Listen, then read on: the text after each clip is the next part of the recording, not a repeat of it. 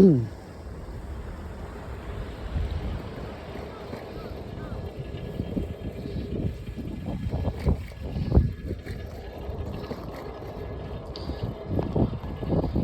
បទនៅស្រុកជប៉ុននេះដល់គ្នា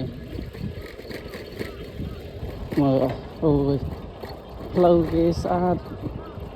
ជនបទស្អាត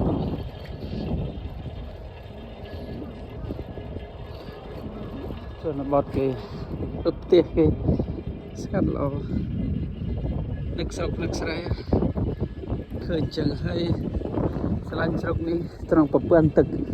ទៅណាក៏មានប្រព័ន្ធទឹកអើយតែខ្វះធ្វើស្រែបានតែមកតែនៅស្រុកនេះធ្វើស្រែមួយឆ្នាំបានតែម្ដងដោយសារវាតិចវាតិចយូរដល់នេះតិចយូរមែនទេនេះអានេះប្រព័ន្ធភ្លើងអគ្គិសនីវាប្រើនុយក្លេអ៊ែរ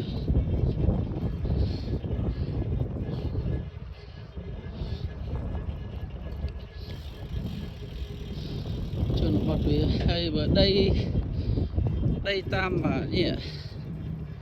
បន្លាយអញ្ចឹងដីបរិបទប៉ុន្តែបើយើងចង់ធ្វើរដូវក្តៅអញ្ចឹងយើងចង់ដាំដំណាំយើងសុំខាងភូមិឃុំគេទៅគេឲ្យប៉ុន្តែមិនអាចយកជាដីរបស់យើងទេអាចតែដាំបានទេមិនមែនជាកម្មសិទ្ធិរបស់យើងអាចដាំបាននៅណាក៏បានជនជាតិបរទេសក៏បាននោះយាយតាកញ្ចក់ដាំត្រាក់ទ័រចាប់ផ្ដើមភ្ជួរហើយធ្វើស្រែហើយដល់រដូវក្តៅហើយអ្នកនេះរដូវល្ងាស្រុកនេះវែងយូររដូវក្តៅតិចអញ្ចឹងធ្វើស្រូវបានតែម្ដងឯងមិនដូចស្រុកយើងទេប្រព័ន្ធទឹកបើថានិយាយប្រព័ន្ធទឹកអ្នកនេះគឺស្អាតហ៎គេខុនត្រូលប្រព័ន្ធទឹកជប៉ុនហើយនិយាយពីកាមេរ៉ាមិនខ្វះទៅណាជនបទក៏ដោយនេះមើលកាមេរ៉ាមើលឃើញអត់នោះកាមេរ៉ាធំ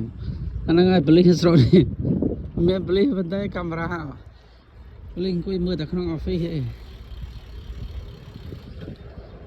ទឹកថ្លាឆ្វង់ទឹកនេះហូរពីភ្នំមកទៅហូរចេញពីភ្នំទឹកភ្នំតែទេសភាពគឺស្អាតមករស់សារ៉ាំមួយគ្មានទេ